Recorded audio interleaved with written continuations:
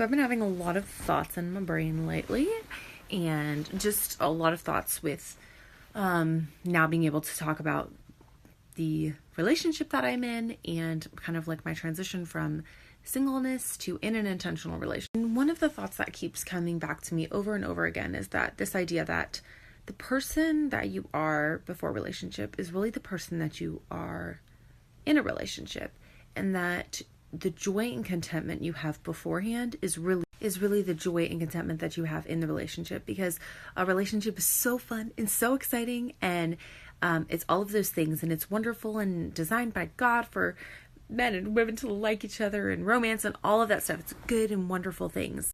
But God didn't design us to find our complete satisfaction in a guy or in a relationship. And I think that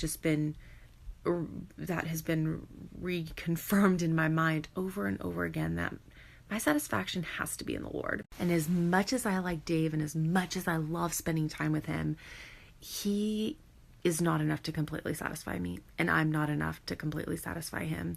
Even if we were to get married one day, we still could not find our satisfaction in one another. And unless my hope and trust and complete expectations are resting on Christ alone to satisfy me, I will always come up short. I will always be searching and never truly be able to find that.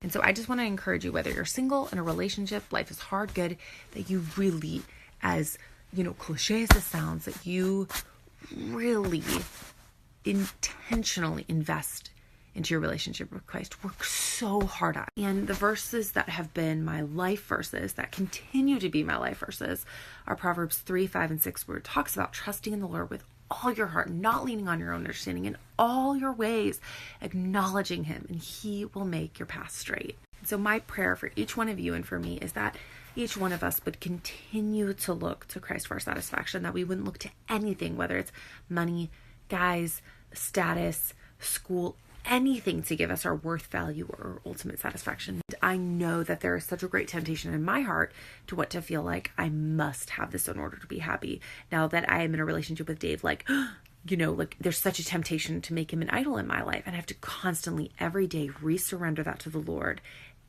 and give it to God and say, God, thank you so much. I surrender this relationship to you. I surrender my heart, desires to you for the future. And I just, again, trust in you and trust in your plan. If this moves forward, I am so excited.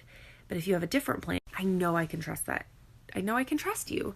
And so no matter what season of life we're in, we have to constantly be working on that. And the sooner we can work on it, the better that life will be, because we'll have learned to trust God during every season. And really, there were two books that made such a big impact in my life and that continue to shape the way I view life.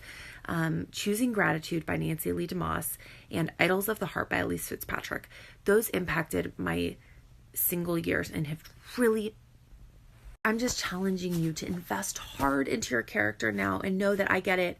I have been seriously single for a long time and I'm in a relationship now, but I can tell you that I had and continue to have true peace and contentment and rest in my heart, even in my single day, because my purpose has never changed. My purpose as a single woman was to glorify God and to make disciples and to live ultimately for him. And now in a relationship with Dave, that's still my purpose. My purpose has not changed. Now Dave and I get to both glorify God together. And truly, when that's your focus, even if you're single and even if you want a relationship, you can say, God, I'm living for you and you know how I can best serve you. And if I can best serve you as a single, awesome, I'll do it. But if I can best serve you married, I know you will make that happen. So I can rest in this trust. Honestly, that's even helped me so much in my relationship with Dave, because I say, God, I can trust you for the future with this. If you know how I can best serve you, I'm just striving to be faithful in the direction and the plan that you have for me. But I surrender this to you and I trust that you know how I can serve you best. And if you ever find yourself in this position, and this is what I've told myself and continue, that I feel myself down or discouraged because I see someone else's life and I'm like, oh, I want what they have. And I feel like, oh, I'm unhappy and I don't like, really, I just have to look in my heart and say, God, I have a heart of ingratitude. I have a heart of distrust in you. I am not fully trusting you. I am not seeking you alone. And I am basically telling you, God, your plan isn't good for my life. I need what they have in order to be happy. But really, if we play that game, there will always be something. And now that I have a relationship, I'm 29, I can say, God, I want to be married. God, I want to have kids. God, I want to have this many kids. God, I want to have this kind of life.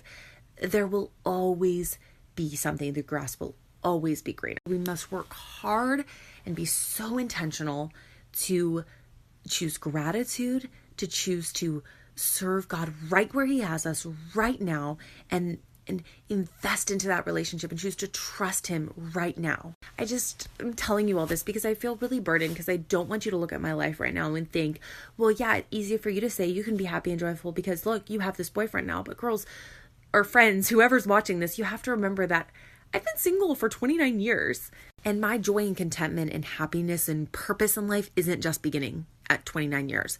It's been happening for the last several years, because I know who I'm living for, and I know who holds my life and my future. And I just want you to have that same. I don't want you to wait to start your life. I don't want you to wait to live for Christ and to live with the purpose and impact that you can have. I want you to do that right now in the exact season that God has you, and continue to just fully trust.